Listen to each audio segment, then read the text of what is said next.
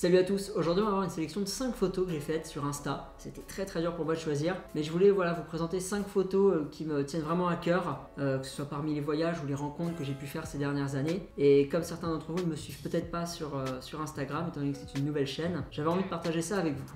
Du coup, première photo qui évoque beaucoup de souvenirs pour moi, c'est une photo qu'on a fait de moi à Lille. Voilà, c'est une photo où je suis sur l'échelle d'un bâtiment à Lille, un bâtiment que certains d'entre vous vont peut-être reconnaître.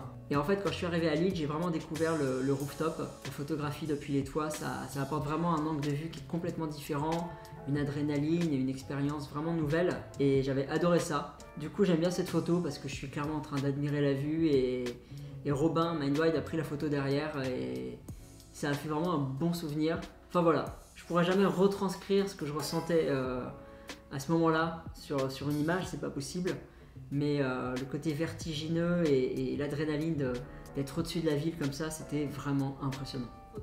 La prochaine photo, c'était lors de mon voyage en Norvège. J'étais parti avec Baba Sam, on a vraiment fait de superbes photos, c'était enneigé à perte de vue, c'était vraiment magnifique. Et du coup, c'est cette église que je rêvais de voir en vrai déjà avant même de la prendre en photo. Je la voyais souvent passer sur Insta et je sais pas, il y avait un côté mystérieux comme ça avec son architecture qui est vraiment imposante, qui éveillait ma curiosité, qui m'intriguait. Et en fait, c'est vraiment après avoir réservé le voyage que je me suis dit, mais cette église, elle est pas en Norvège ?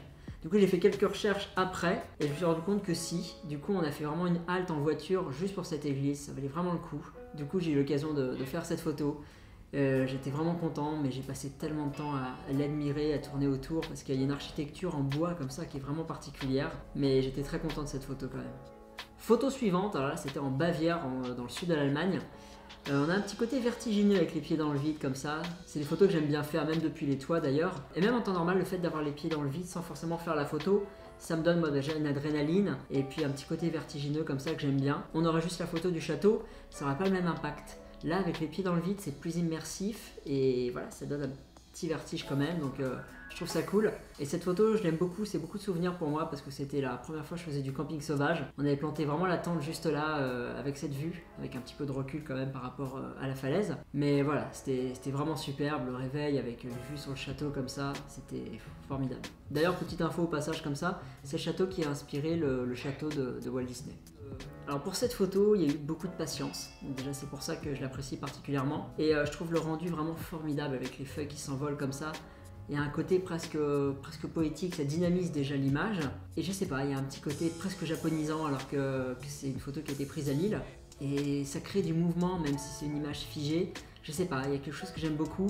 Et puis l'envolée des feuilles est vraiment dans une composition aussi qui visuellement fonctionne. J'ai surtout passé du temps à la faire parce que j'ai attendu que le vent se lève. Il y a eu quelques feuilles qui sont envolées, j'en ai jeté moi-même également pour qu'il y en ait plus. Et elles se sont prises dans le mouvement du vent. Et puis j'ai fait ma photo quoi. Mais c'est vrai que je l'ai refait 4 ou 5 fois de suite avant d'avoir vraiment cette photo là avec un beau mouvement. Alors cette photo là c'était pris pendant le confinement, c'était en milieu d'après-midi, donc il n'y avait vraiment personne. Quand je suis arrivé, j'ai d'ailleurs fait des photos de la place vide. Sauf que ça avait beau être impressionnant en vrai, en photo, c'était pas pareil. J'avais envie qu'il y ait une présence, que ça raconte quand même une histoire. Sauf que, comme vous voyez sur la photo, il y a vraiment une composition, c'est presque symétrique, c'est très linéaire. Donc je voulais pas qu'il y ait juste une personne n'importe où. J'ai attendu qu'une personne traverse vraiment la rue, la place, sur un axe précis. Du coup, j'ai attendu qu'il y ait vraiment une personne qui traverse au bon endroit parce que je voulais vraiment qu'elle soit placée à cet endroit là et par chance j'ai vraiment eu une personne très sobre qui était en plus sur son téléphone, donc je trouve que ça accentue encore plus l'image de la solitude. Mais j'ai attendu un petit moment, peut-être un quart d'heure, donc c'est pas énorme, mais un quart d'heure à attendre juste pour faire une photo, c'est quand même assez long et une fois de plus j'étais vraiment content du résultat. Voilà, du coup c'est tout pour cette vidéo.